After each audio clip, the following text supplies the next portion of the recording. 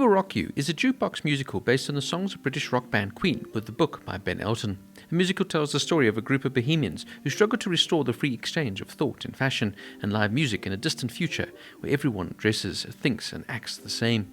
Directed by Christopher Renshaw and choreographed by Arlene Phillips, the original West End production opened in 2002. Although the musical was first panned by critics, it has become an audience favourite, becoming the longest-running musical at the Dominion Theatre, celebrating its 10th anniversary on the 14th of May, 2012. The original production closed on the 31st of May, 2014, and at that time it was the 11th longest-running musical in the West End history.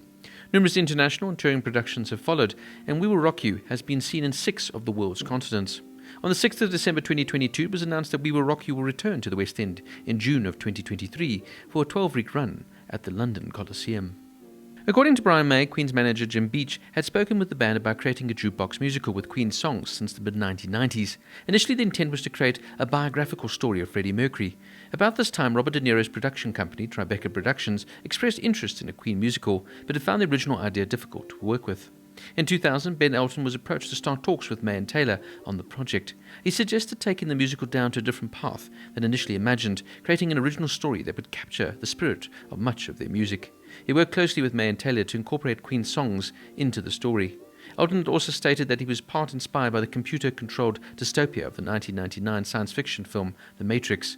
The script was eventually completed midway through 2001.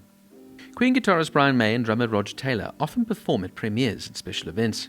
Bassist John Deacon, who left Queen in 1997, has not performed with May or Taylor since. When Bohemian Rhapsody is performed with May and or Taylor, May comes up from a trap in the stage with a lot of smoke. This, of course, only happens at the Dominion Theatre. Elsewhere, he is walking from the Wembley Gate in the back to the front of the stage. He performs the solo right before the opera section. Then the opera section begins, he walks off stage. During the rock section, Taylor comes up on the Heartbreak Hotel platform and May runs back on stage. Only at the Dominion Theatre this happens. Elsewhere, Taylor's drum kit is being pushed by a stage crew and May runs on stage. They perform the rock section with the cast and the ending section. They end the song before the stage goes into blackout. The main characters in the musical are Galileo Figaro, the central character of the musical, a dreamer who hears strange words in his head. He is eventually revealed to be a reincarnation of Freddie Mercury. The character's name is a reference to the lyrics in the Queen's song Bohemian Rhapsody. Scaramouche, a sarcastic and cynical character, and Galileo's love interest. In the finale, she shows talent playing the electrical guitar, and Galileo declares that she is a reincarnation of Brian May, only this time he's a babe. The character's name is a reference to the lyrics in the Queen's song Bohemian Rhapsody. Killer Queen, the villain of the musical, she rules over I Planet with an iron fist. The character's name is a reference to the Queen's song Killer Queen. Brit, alternatively Paris, Duff, Vic, and JB. Brit is short, of course, for Britney Spears, and is the main male Bohemian rebel. In other productions, his name is either Paris, short for Paris Hilton, Duff, short for Hilary Duff, Vic, short for Victoria Beckham, or JB, short for Jeanette Biederman. Meat, alternatively Oz or Ozzy. Meat is short for the artist Meatloaf. She is the main female of the Bohemians. In some productions, the character is named Oz, after Ozzy Osbourne. Commander Khashoggi, Killer Queen's second in command. He's the head of Globosoft's police and carries out Killer Queen's dirty work. The character's name is a reference to the Queen's song Khashoggi's Ship, which is about the real-life Saudi arms dealer, Anad Khashoggi.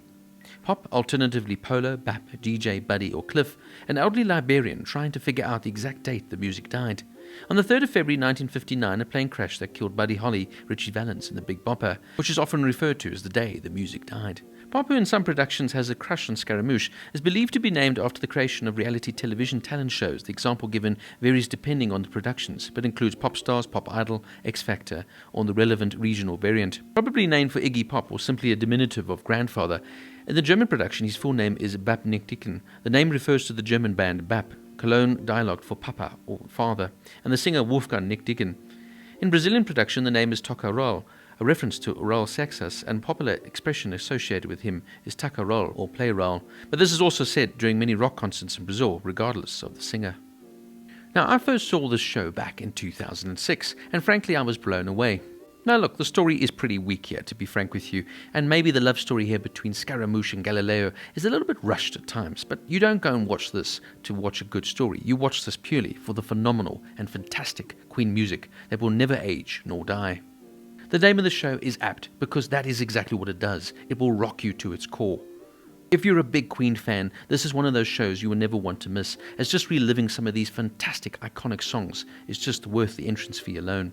It's a show that you participate in as you wave your hands, clap to the We Will Rock You anthem, and sing all the familiar lyrics that are known so well throughout the world. And of course, one of the things I love about the show is how it ends with a screen appearing asking, "Would you like to hear Bohemian Rhapsody? Are you sure?" And of course the crowd shouts out an emphatic yes. Of course the whole cast then performs it as you now sing along. It's a feel-good, fun show, and the performers come across that way as well when performing it. The sets are brilliant, the costumes are stunning. The flashing lights at times can be somewhat distracting, although they do add to the show, but you have to be careful if you're susceptible maybe to epilepsy or prone to headaches, as the strobing effect can be quite vicious sometimes. But in the same breath though, like I said, it does add to the show and the glamorous aspect and the huge razzle-dazzle of it all. Ben Elton, of course, is a fantastic comedian writer. The story, like I said, is fundamentally quite weak, and I found the second half sort of rushes to the end very quickly. But like I said, you really are there just to have a good time, relax, and enjoy some fantastic Queen music. And relive, if you will, the phenomenal spirit of Freddie Mercury's fantastic vocal range and, of course, songwriting abilities. Queen is one of those unique bands that just was able to come together and write some of the greatest anthems of the past century. These are songs, like I said, that will never age nor die. Complicated, yet easy to sing along with, put together by 4 fantastic musicians in the prime of their various talents. 4 men who just understood how to work together, who understood how to make music together, and boy, were we rewarded for this experience. In many ways, this is a tribute show, of course, to the wonderful music of Queen, but of course it's so much more than that. It's not just a band playing Queen songs, it's a full-on musical with a story. And I love the actual way that the songs are intertwined now into this made-up story. It's quite clever and unique. This is a fun, larger-than-life show with a fantastic production. And no, there's no real depth to the story. But in saying that, though, of course, there are some fantastic little one-liners here and references maybe to how many ways people have lost their way when it comes to music. For example, the little subtle digs at the way the music industry has gone, how it's become this sort of factory line production circus, producing generic songs that all sound the same and won't last beyond the time that they exist. Whereas rock music was, of course, created to be the anti-hero, to break the mold, to challenge society's norms, to go against the man, as it were. There's a freeing sense to rock music, as you let it take you on a ride and escape into its majestic power. And Queen knew how to do this better than anybody, as they would really provide you with the ultimate escapism when you go to their shows, as Freddie Mercury, of course, was the ultimate entertainer. So it's those little references for me that I quite enjoyed in the show, and there's some real truths in the writing, as Ben Elton, of course, is a fantastic, cynical writer. But as I said earlier, this isn't a show that you go to see a fantastic deep story. This is a show to allow you to escape in its visual mastery of the fantastic sets and costumes, and of course, the phenomenal, fantastic Queen music. It's a show that will leave you feeling happy afterwards, leave you with a smile, and leave you wanting to play Queen songs all night long, as you sing along and remember one of the greatest performers and one of the greatest bands of all time. We Will Rock You gets a 9 out of 10.